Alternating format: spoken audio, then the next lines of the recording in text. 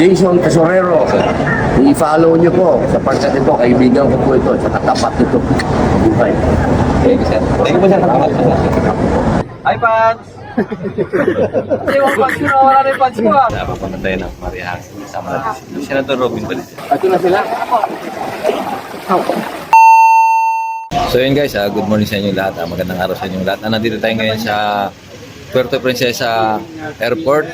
So susunduin natin ngayon si Senator Robin Padilla at ihatid natin sila sa Maria Hangin.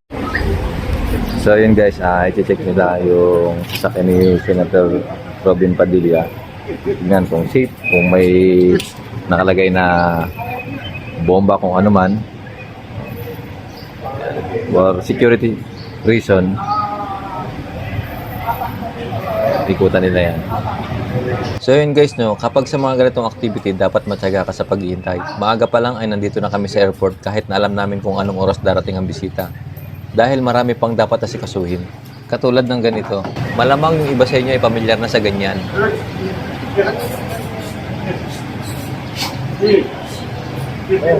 Yun lang. Hindi umupo, iniihian lang. Pagdating ni Senador Padilla ay agad naman siyang sinalubong ng aming provincial director na si Police Colonel Joel Kasupanan at na iba pang sasama sa Isla Maria Hangin. Sa totoo lang medyo nahiya akong lumapit kay Senador Padilla. Buti na lang pinakilala ko ng aming provincial director sa kanya.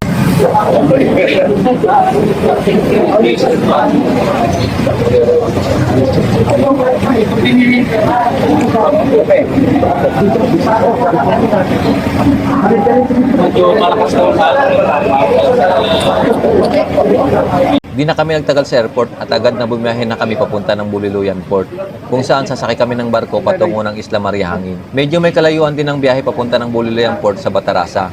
Kailangan makarating kami ng maga sa Buliluyan Port dahil para hindi kami gabihin pag-uwi. Malakas daw ang alon ngayon dahil may paparating na bagyo sa atin. So yun guys, nandito tayo ngayon sa Brooks Point. So nagpa-gas up tayo kasi hindi niya naabot yung isang sasakyan namin. Kaya pala wala lang maingay sa PPU eh. Andito ka na pala eh.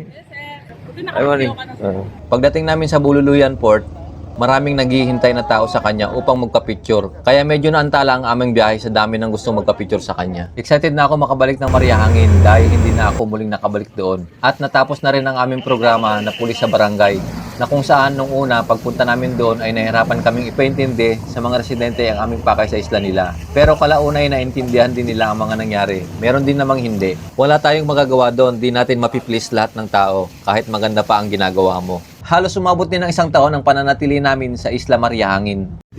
So yun guys, papunta tayo ng Maria Hangin. Kasama natin si Senator Robin Padilla. Pagdating namin sa Isla Maria Hangin ay mainit na sinalubong kami ng mga residente ng isla. Habang naglalakad kami sa dagat ay napansin ni Senador Padilla na may mga baterya na nagkalat sa dagat at nagsabi na bakit meron ito dito at saad pa niya, masama ito sa dagat. Noong ma-assign kami dito ay regular kami nagkakandak ng cleanup drive sa isla para masanay ang mga residente na panatiling malinis ang isla. Sila na mismo nagsabi na mahal nila ito at dito sila nabubuhay kaya dapat suklian nila ito ng pagpapanatili na lagi itong malinis.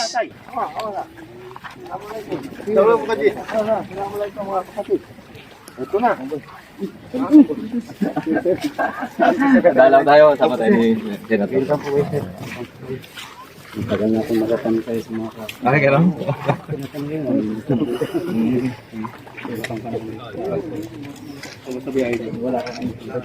Ay, wala nga. Saan ako? Sa Manila ako. Sinumahan kami talaga. Assalamualaikum. Assalamualaikum po. Dito po tayo, sir. Saan tayo, Jen? Tuloy na doon? Ma'am, tuloy na doon, ma'am? Tuloy na doon.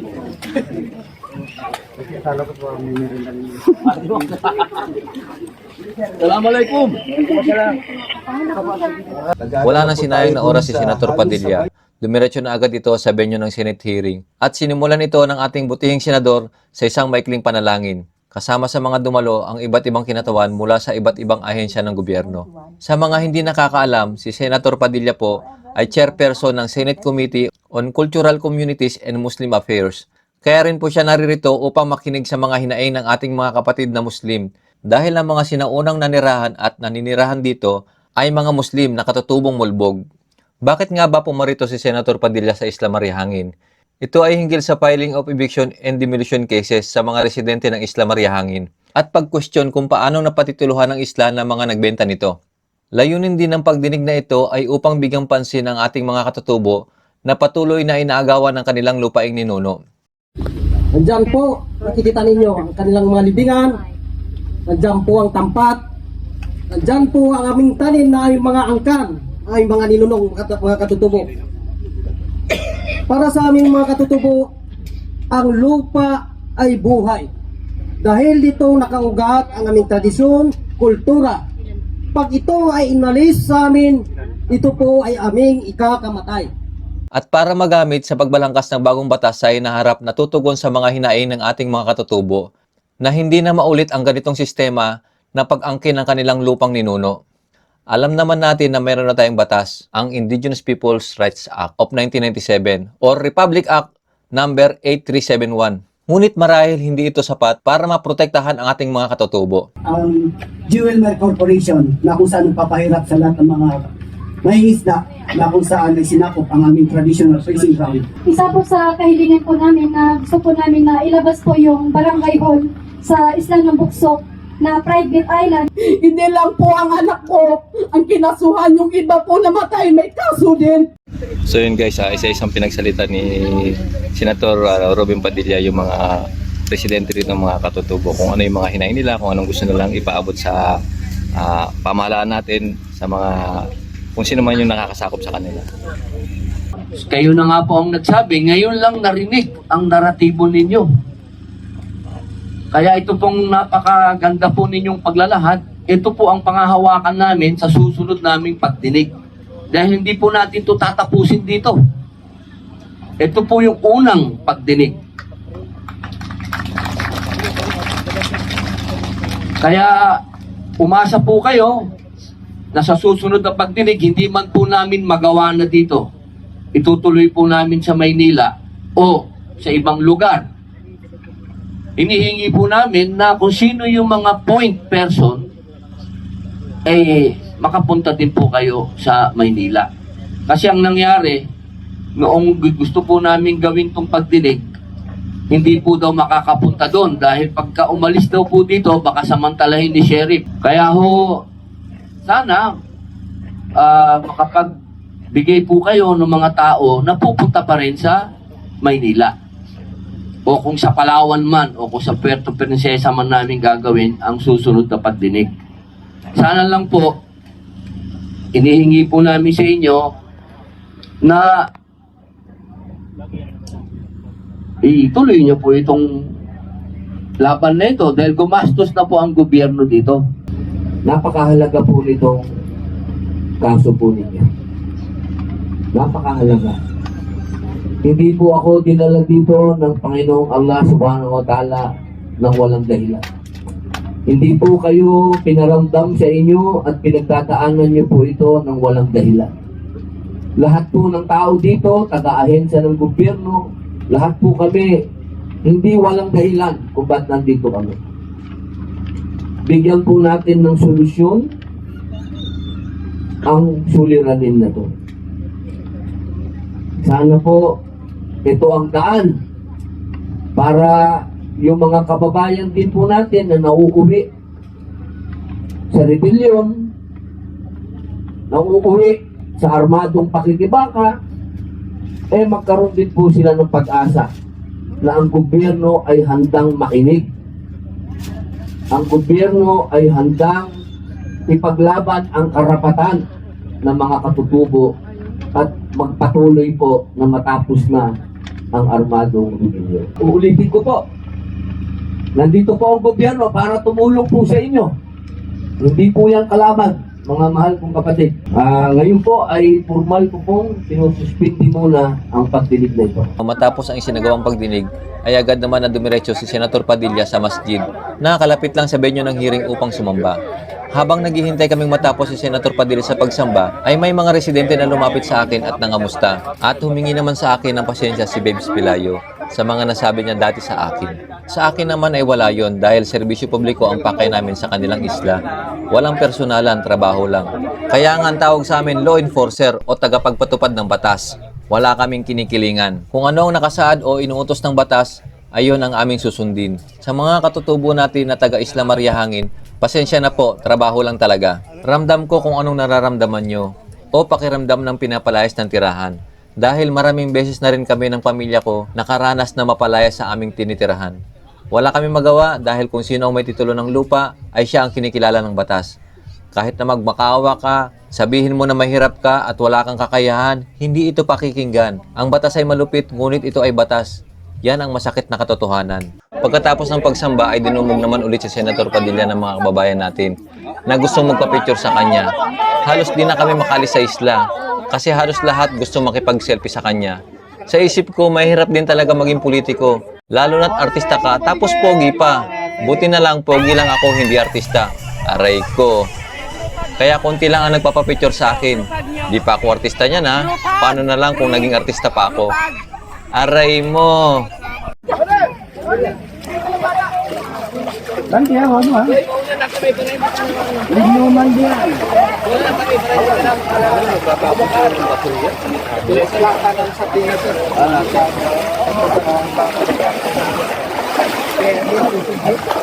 Ito na sila.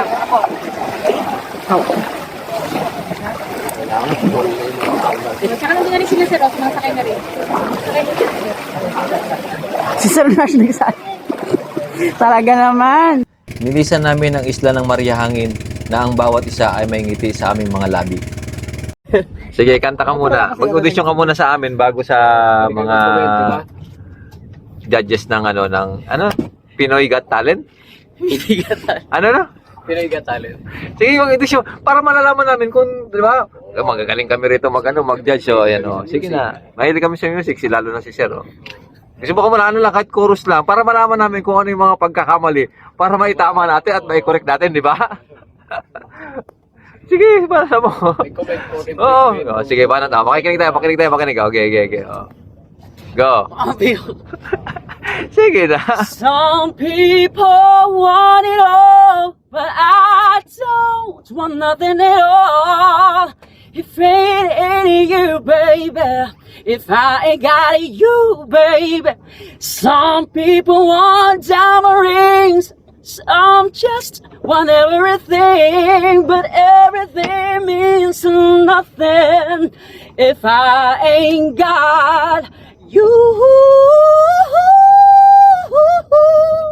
Oh. Anong masasabi nyo, Sir? Anong masasabi mo, Sir? Anong masasabi mo? May comment mo, Sir? Magaling, Sir. Sir? Wala ka mapupula. Nagulat kayo sa galing? Oh, kita mo, Sir, anong may papayo mo, Sir? Nandoon na yung self-confidence eh. Wala akong nakitang kabalhang ginagawa niya. Sa palagay mo, Sir, matatanggap ito sa Pinoy Got Talent? Pwede na. Yeah. Pwede na. Hindi, maganda. Okay siya. Kanina narinig ko siya dito umaawit ng pigil. Pag nagbo-vocalize ka siya para ma-stretch sa vocal cord, medyo malakas na kasi. Kita mo si tatay. Ay, si Sir, di ba? Alam niya kung paano yung sa music ba? May alam siya sa music, di ba? Ay, kakapanood namin ng yan, ang tawag ng tanghalan niya. Yung maraming judges na kapag. Boys. The Boys Philippines. Yan. So boto niyo po si Sergeant talaga. Kasi pag hindi ka sumali, Hindi mo malalaman. Kung worth yung... kung hindi mo raw susubukan, hindi mo raw malalaman kung ano magiging resulta. Yeah, good luck sa iyo ha. Sasamahan kita ha. Yes, sir. Galing sila dun sa relocation area ng mga nagbenta ng lupa sa Marihan. Dun yung relocation area nila. So dinalaw ni Senator Tobin. Yeah. Okay, pabalik namin. Uwi na kami sa Buliluyan Port. Yun ang pangalan ng tulay. Tulungan mo. Wait, tulungan mo. Yung budget po, pero Tulungan mo. hindi na ito sa kalsada. Tulungan mo. Sir, buti ka hindi mo magtulay. Diyan ka na, lumapit ka na diyan. Diyan ka na para makita ka. Yan. Diyan ka na, doon ka na. Diyan ka na. Ay, Pans! Ay, yung pants ko, wala na yung pants ko ah. Ay, Pans! Ay, yung pants ko, ay, dami na oh. Kaway sir, kaway sir. Ay, isa lang ah. Isa-isa lang magpapapicture. Isa lang, mamaya na, mamaya. Daming fans mo sir. Hello! Shoutout sa followers ko, shoutout! Ayun pa siya may nakaka... Ha? Ah, may shoutout, may followers din ako dyan. Wow. Ayun, pakita mo yung shoutout sa followers ko, shoutout sa followers ko. Oh, naming fans si Sir Robin Padilla. Oh.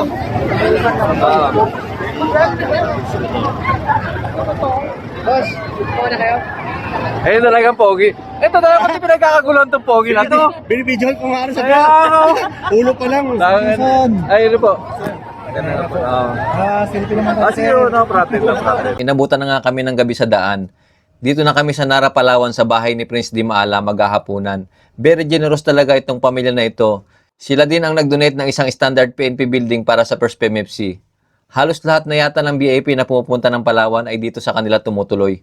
Pagdating namin, nakahanda ng pagkain. Wala nang hiyahiya, kain agad.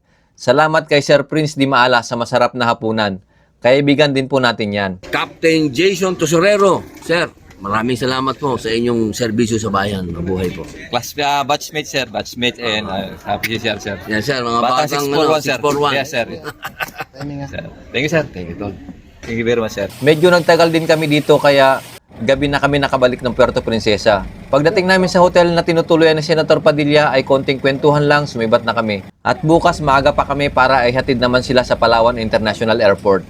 So guys, nandito tayo ngayon sa Princesa Garden Resort. Susunduin natin si Senator Robin Padilla at ihatid natin siya sa airport. Tapos na yung Senate hearing nila dito sa Palawan. So sa susunod naman daw pupunta sila ulit dito para mag-hearing na naman ulit.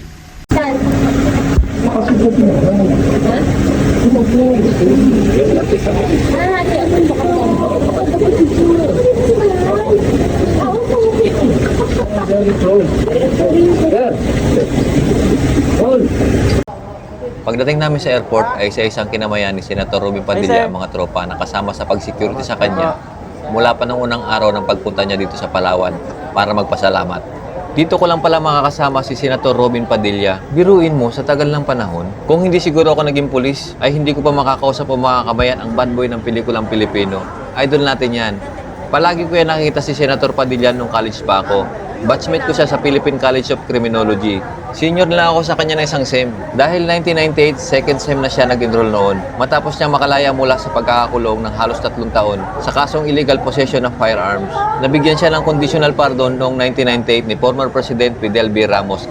At noong 2016 naman ay binigyan siya ng absolute pardon ni dating Pangulong Rodrigo Duterte. At dahil dyan na ibalik sa kanya ang karapatang bumoto at tumakbo sa eleksyon. Iba talaga maglaro ang tadhana. Hindi mo alam kung anong susunod na mangyari sa kabanata ng buhay mo. Kaya patuloy ka lang mangarap. Malay mo, balang araw makuha mo ang nais mo na maging sa buhay mo. Gaya mo din ako na nangarap at nagsumikap. Di man ako mayaman pero narating ko ang pangarap ko maging sa buhay ko. At may bonus pa.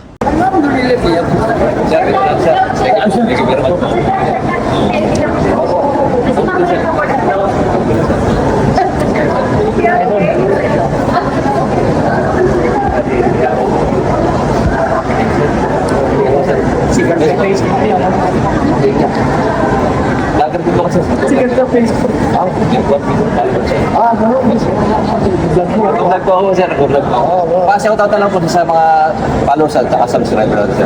Ano pong Jason Tesorero sir? Jason Tosorero, i-follow niyo po sa part ito, kaibigan ko po ito, sa katapat nito. Mabuhay. Thank you sir. Thank you po sir. Salamat po sir. Mga sir, thank you. Salamat po.